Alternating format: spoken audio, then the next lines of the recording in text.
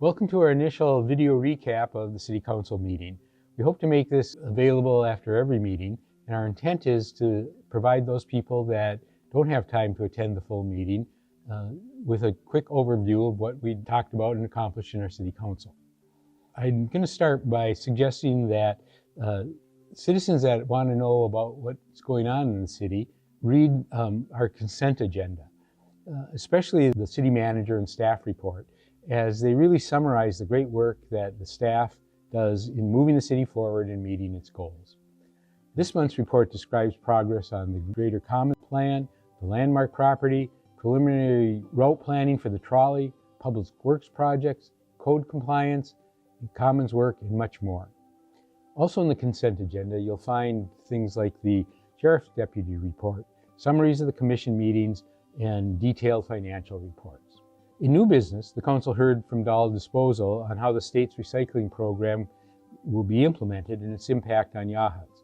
While still a year out, we will be able to include more types of plastic containers, aseptic cartons, and nursery pots. Glass will still need to be brought to Waldport, but we have asked Dahl to consider placing a pickup location in Yachats. Earlier, I mentioned the trolley.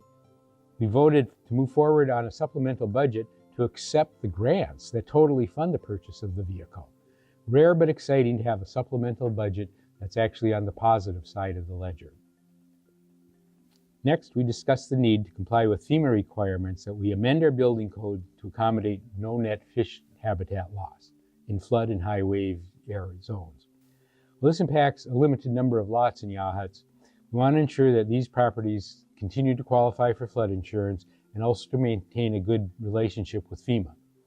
We decided to move forward with adopting the FEMA recommended ordinances as it only varies slightly from what we already have, and it aligns with our goal of protecting the environment. These changes will be heard in detail in the Planning Commission and later at City Council meetings. So if this impacts you or you're interested in it, please plan on reading and then attending those meetings. The Council also approved a letter to our U.S. Senators asking them to consider a grant that will partially fund a project that will relocate our largest water storage tank to a seismically stable location while developing the infrastructure for workforce housing.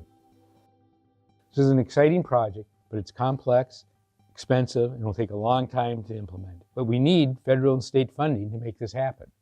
We are at the initial stage, so stay tuned. Finally, we approved our objectives that we worked on in our earlier work session. This Council believes firmly that objectives with measurable performance indicators provide the City Council with a game plan during the year. Council continuously reviews the progress on these objectives, and the City Manager uses it as a work plan for her staff. The meeting agenda has links to our 30 objectives, including the deliverables. You're welcome to review them to understand what the Council hopes to accomplish this year. This year, our objectives included pursuing traffic calming, developing a street rehabilitation plan, implement code to allow denser housing, look at funding wastewater needs after our URD expires, improve our policies and practices, and as this video shows, expand our ways of communicating with the citizens of Yachats. This was our first shot at this video summary. If you have suggestions, please let me or city staff know.